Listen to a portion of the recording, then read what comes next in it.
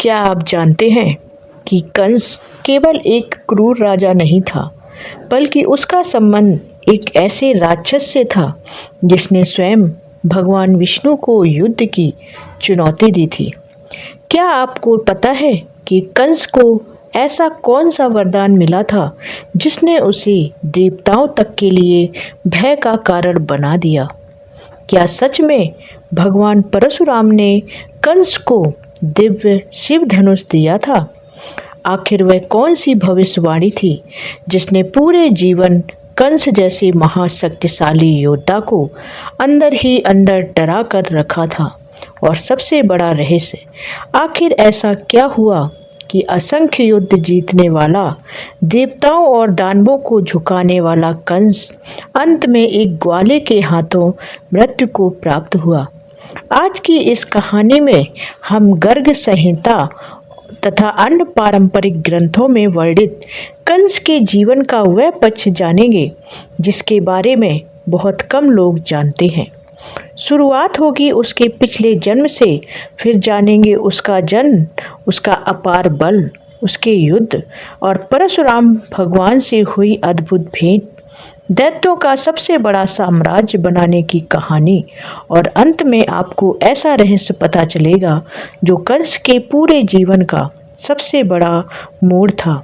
इसलिए वीडियो को अंत तक जरूर देखिएगा, क्योंकि अंत में जो खुलासा होगा वह आपको सोचने पर मजबूर कर देगा।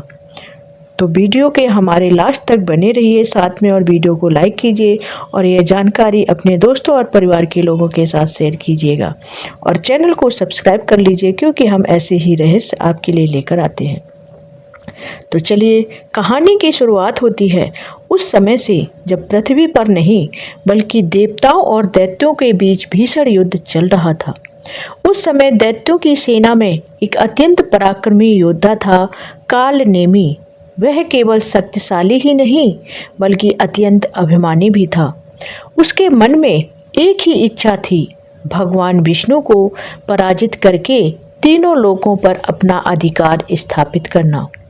युद्ध प्रारंभ हुआ। कालनेमी ने अपनी समस्त मायावी शक्तियां प्रयोग की। उसके अस्त्रों से दिशाएं कांप उठी, पर्वत हिलने लगे और देवताओं के मन में भी भय उत्पन्न हो गया। लेकिन जब भगवान विष्णु ने अपना सुदर्शन चक्र चलाया, तब कालनेमी की सारी शक्ति क्षण भर में समाप्त हो गई और वह युद्ध भूमि में मारा गया। लेकिन उसकी कहानी यहीं समाप्त नहीं हुई। दानवों के गुरु शुक्राचार्य ने अपनी दिव्य संजीवनी विद्या से कालनेमी को पुनर्जीवित कर दिया। मृत्यु का अनुभव कर चुके कालनेमी के मन में अब एक ही विचार था कि अमरता के समान शक्ति प्राप्त करना। उसने संसार का त्याग किया और भगवान ब्रह्मा को प्रसन्न करने के लिए घोर तपस्या आरंभ कर दी। वर्षों तक कठोर तपस्या करने के बाद ब्रह्मा जी प्रकट हुए और उसको बोला कि वर मांगने को कहा। कालनेमी बोला, प्रभु, मुझे ऐसा वरदान दीजिए कि देवता इंद्र और स्वयं भगवान विष्णु भी मेरा वध ना कर सकें।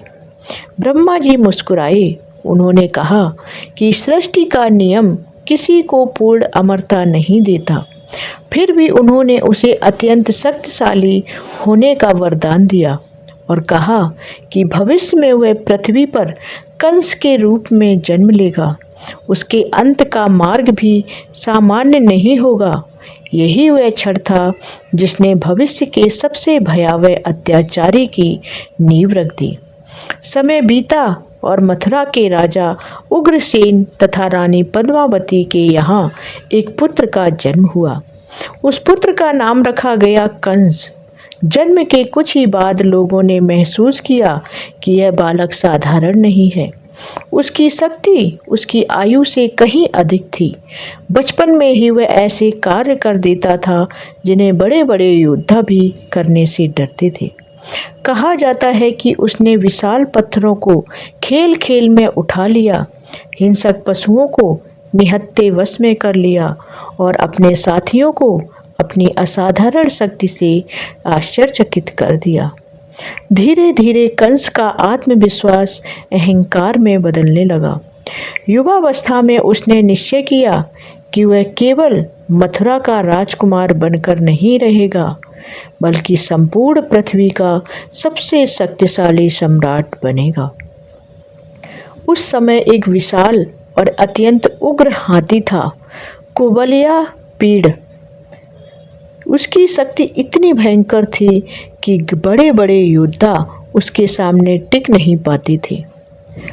कंस ने उसे चुनौती दी थी। भीषण संग्राम हुआ हाथी और कंस के बीच। हाथी अपने सूंड से कंस को कुचलने का प्रयास करता रहा, लेकिन कंस ने अपने अद्भुत बल से उसे परास्त कर दिया। इस विजय ने पूरे आर्यावर्त में उसकी प्रसिद्धि फैला दी। इसके बाद उसने राजनीतिक शक्ति बढ़ाने का निर्णय लिया।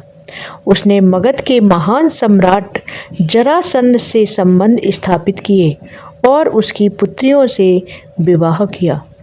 अब कंस के पास केवल बल ही नहीं, बल्कि विशाल सैन्य शक्ति भी आ गई थी। यहीं से उसकी विजय यात्रा और भी भयानक होती चली गई। अब कंस केवल राज्यों को नहीं, बल्कि महान योद्धाओं को भी चुनौती देने लगा। उसने प्रसिद्ध मल्लवीरों चाणूर और मुष्टिक को युद्ध के लिए ललकारा। दोनों अपनी अपार शक्ति और युद्ध कौशल के लिए प्रसिद्ध थे। घंटों तक चला युद्ध और अंत में कंस की विजय के साथ समाप्त हुआ। चाणूर और मुष्टिक उसकी सेवा में आ गए। अब कंस की सेना पहले से कहीं अधिक शक्तिशाली हो चुकी थी, लेकिन उसका अहंकार यही नहीं रुका।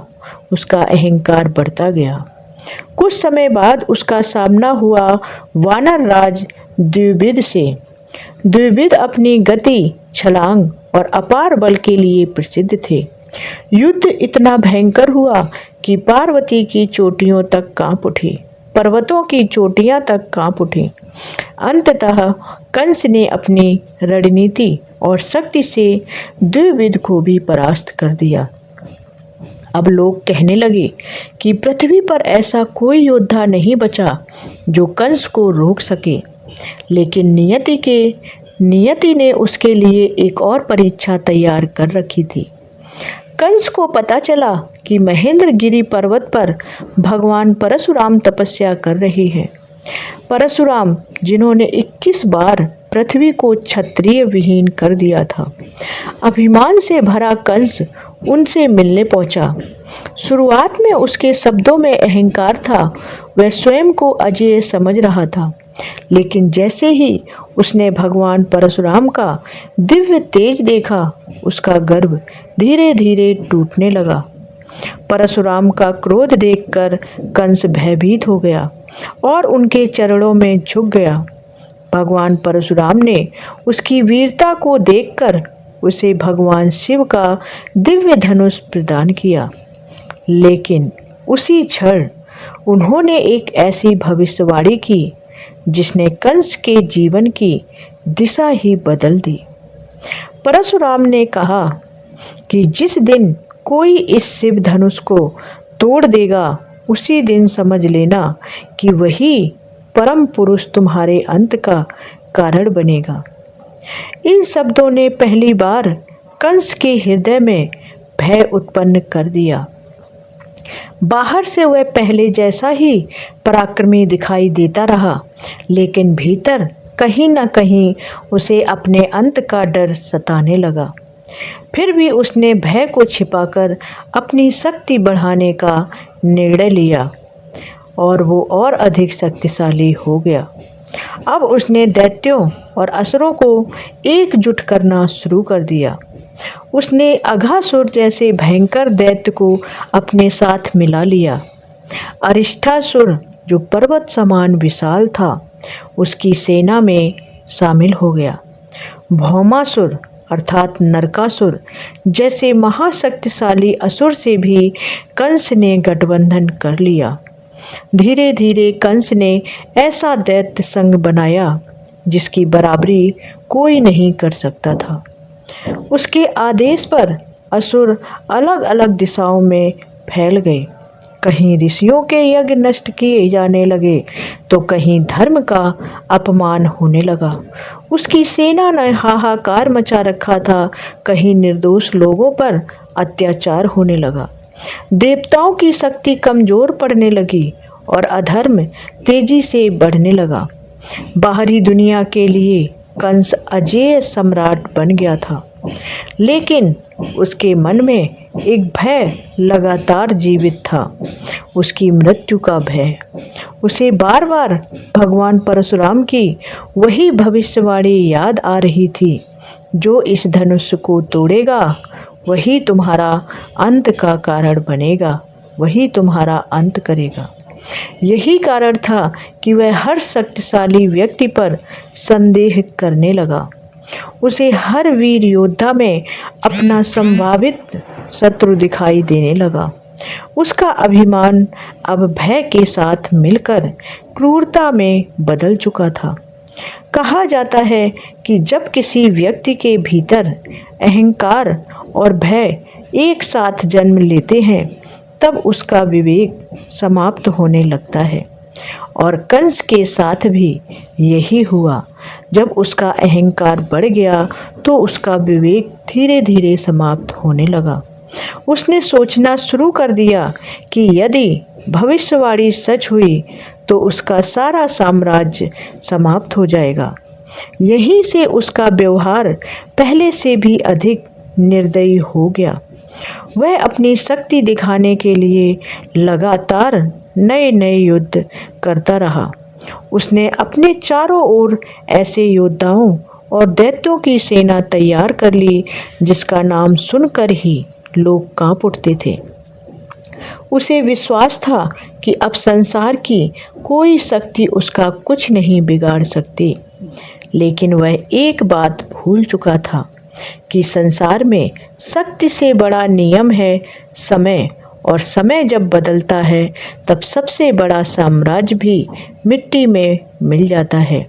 यही वह सत्य था जिसे कंस कभी भी समझ नहीं पाया।